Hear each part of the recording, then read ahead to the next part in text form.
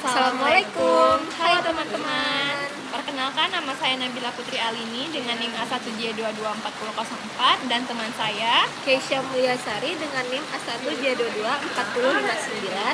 Jadi pada hari ini kami akan menjelaskan tentang materi psikolinguistik. Materinya adalah sejarah perkembangan dan juga para tokoh psikolinguistik sebagai ujian tengah semester psikolinguistik dengan dosen pengampu Ibu Siti Fitria SSMA. Berikut penjelasan kami tentang psikolinguistik.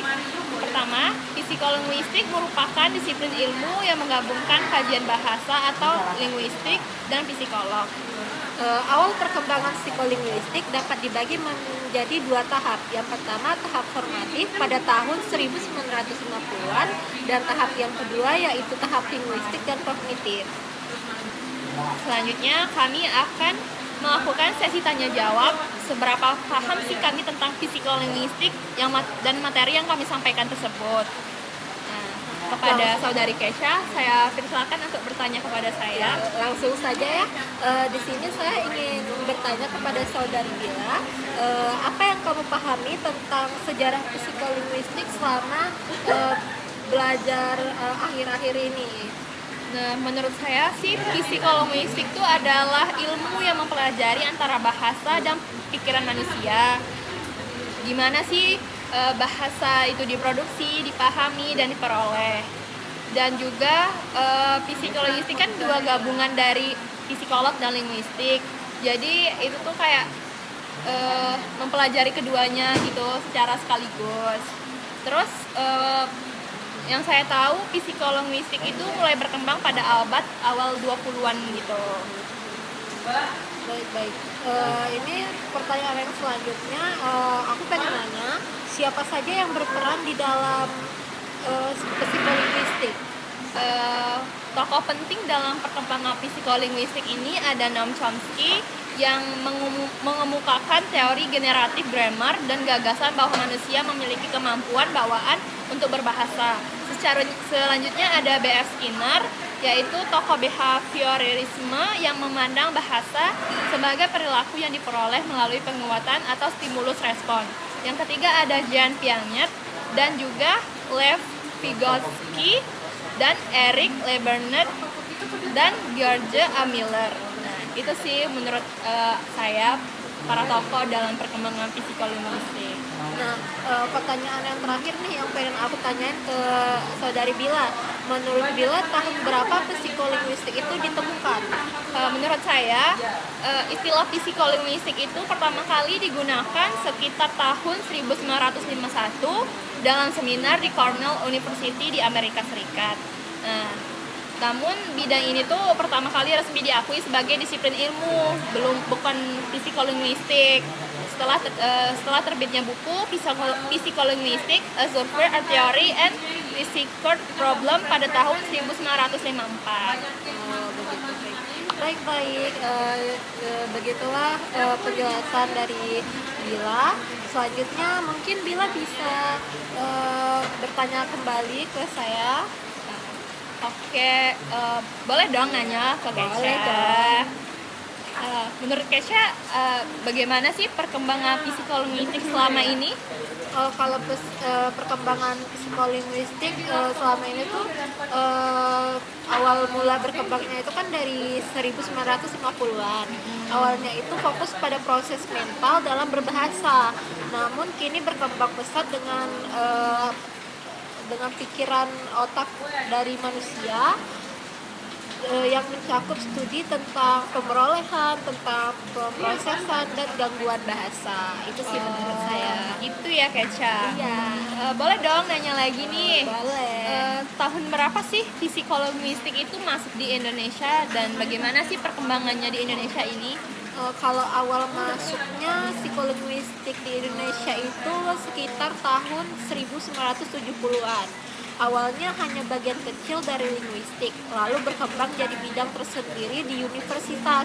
Dan ini banyak diteliti dalam konteks pemerolehan bahasa, bilingualisme, dan pembelajaran bahasa juga. Oh, begitu ya Keisha. Iya. Terus boleh dong nanya lagi nih. Boleh. Menurut Keca, apa sih perbedaan antara neurolinguistik dan biolinguistik? Oh, kalau perbedaan itu saya bisa menjawabnya dengan 3 fokus atau 3 poin. Yang itu yang pertama ada yang fokusnya itu apa, kajiannya dan tujuan. Kalau fokusnya neurolinguistik itu antara hubungan bahasa dan otak. Kalau biolinguistik itu dasar biologis dan evaluasi bahasa. Evolusi bahasa. Oh, Nah, kalau yang kajian neurolinguistik itu mencakup proses bahasa di otak atau afasia, sedangkan biolinguistik itu gen, anatomi, dan asal kemampuan berbahasanya. Sedangkan tujuan neurolinguistik itu menjelaskan cara otak memproses bahasa, sedangkan biolinguistik menjelaskan kenapa manusia bisa berbahasa. oh begitu ya Keca. Nah teman-teman, itulah tadi penjelasan dan tanya jawab kami seputar materi psikolinguistik dan seberapa jauh kami memahaminya. Selanjutnya kami akan membuat kesimpulan. Adapun kesimpulan yang bisa kami sampaikan pada materi yang telah kami sampaikan tadi tentang sejarah psikolinguistik dan para tokohnya. Jadi, psikolinguistik itu adalah ilmu yang mempelajari hubungan antara bahasa dan pikiran manusia. Terus bagaimana manusia memahami, memproduksi, dan mempelajari bahasa. Secara sejarah, bidang ini muncul dari gabungan psikologi dan linguistik. Awalnya, teori behaviorisme oleh B.F. Skinner menganggap bahasa sebagai kebiasaan yang dipelajari. Namun, pada teori ini ditentang oleh Noam Chomsky yang menyatakan bahwa manusia memiliki kemampuan bawaan untuk berbahasa. Tokoh penting lainnya yaitu seperti Jean Piaget, Lev Vygotsky, dan Eric Lebernet juga berperan dalam memahami hubungan antara perkembangan kognitif, sosial, dan bahasa. Terus istilah psikolinguistik itu mulai digunakan pada tahun 1951 dan secara resmi diakui sebagai bidang ilmu pada tahun 1954 setelah terbitnya buku Psikolinguistik atau Psycholinguistics: A Survey of Theory and Research Problems karya Charles E. Good dan Thomas E. Sobuk. Dan secara garis besar, psikolinguistik itu membahas bagaimana bahasa itu diproses oleh otak manusia baik dalam berbicara, mendengar, membaca, dan maupun menulis. Nah, begitulah kesimpulan yang bisa saya sampaikan tentang materi sejarah dan para tokoh psikolinguistik. Selanjutnya, Saudari Keca bisa menyampaikan. Boleh.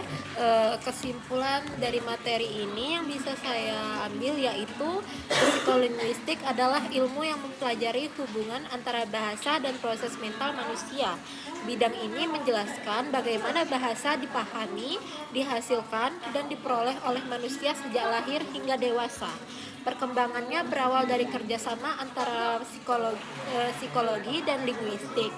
Kemudian berkembang pesat seiring kemajuan ilmu kognitif dan neuroscience di Indonesia.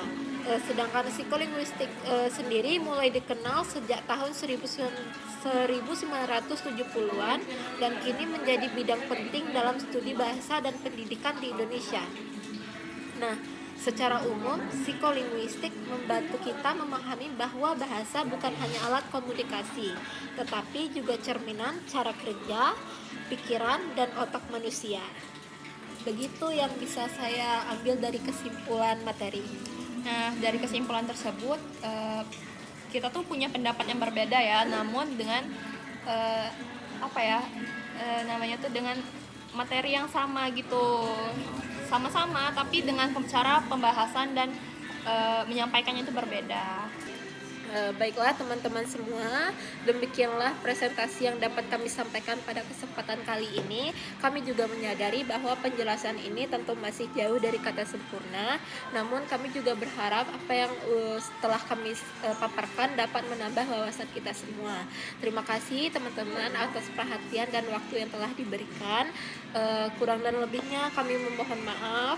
Mungkin terjadi salah penyebutan nama, tempat, kata, atau gelar luar dari para tokoh tersebut, atau mungkin dalam bahasa Inggrisnya salah ya penyebutannya, kami mohon maaf. Semoga tugas yang kami jelaskan dan presentasikan pada hari ini dapat diterima oleh Ibu Siti Fitria dengan baik, dengan hati yang lapang. Kami mohon maaf jika terjadi kesalahan lagi. Mungkin cukup sekian presentasi kami pada hari ini. Kami akhiri dengan wabillahi taufiq wal hidayah. Wassalamualaikum warahmatullahi wabarakatuh. Dadah teman-teman.